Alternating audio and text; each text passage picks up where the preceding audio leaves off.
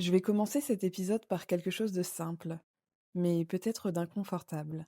Je ne pense pas qu'on nous ait appris à aimer, je pense qu'on nous a appris à garder. Depuis petit, l'amour qu'on voit autour de nous ressemble souvent à ça. Trouver quelqu'un, le garder, le protéger, le sécuriser, le rendre stable, mais rarement à le laisser libre. On ne nous apprend pas à aimer quelqu'un qui peut partir. On ne nous apprend pas à aimer quelqu'un qui évolue, et on ne nous apprend pas à aimer sans posséder. Et du coup, on grandit en faisant ce qu'on peut avec la peur. Si tu regardes autour de toi, combien de conversations tournent autour de «Il m'a répondu combien de temps après? Elle parle avec qui? Tu penses qu'il me cache quelque chose? Je peux regarder son téléphone?» Et c'est devenu normal, presque banal. Mais si on prend 2 secondes, pourquoi on regarde le téléphone de quelqu'un qu'on aime? C'est pas de la curiosité, c'est pas de la vigilance, c'est de la peur.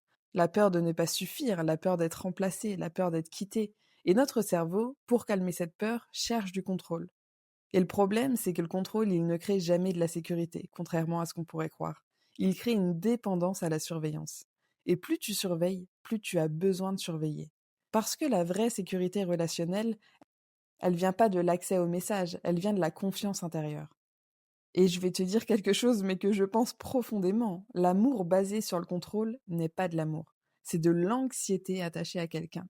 Et je dis pas ça pour juger, je dis ça parce qu'on est énormément à être passé par là.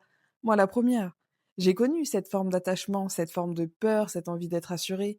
Et avec le recul, je comprends que c'était pas la personne que je voulais garder, mais c'était la sécurité qu'elle représentait pour moi. Et tu sais, il y a une idée qui m'a bouleversée quand je l'ai comprise. On possède jamais une personne. On partage un moment de trajectoire avec elle. C'est tout.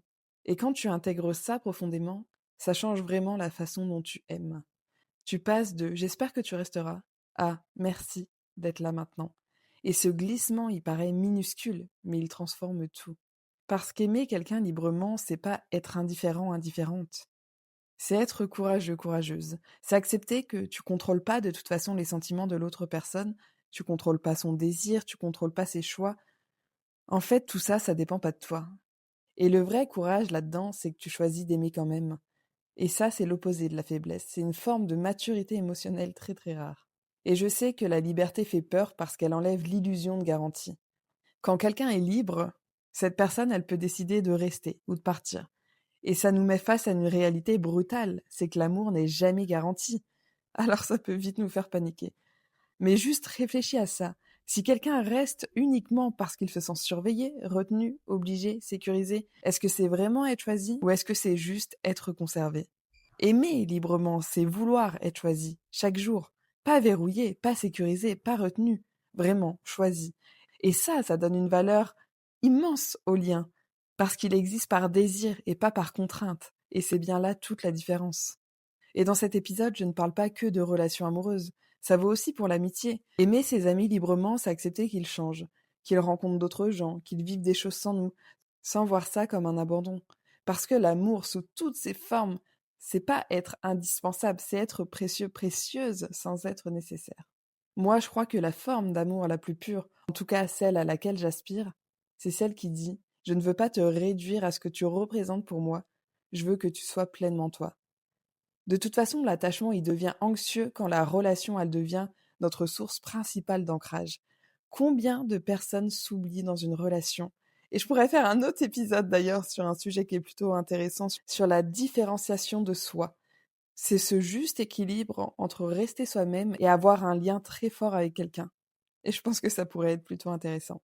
Parce qu'on a trop tendance à oublier qui on était avant cette relation et qui on est pendant cette relation en fait. Et ça peut poser problème.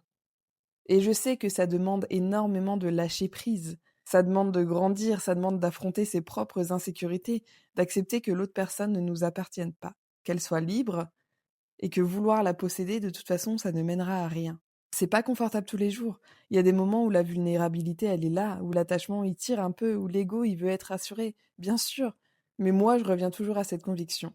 Je préfère aimer dans la liberté que posséder dans la peur.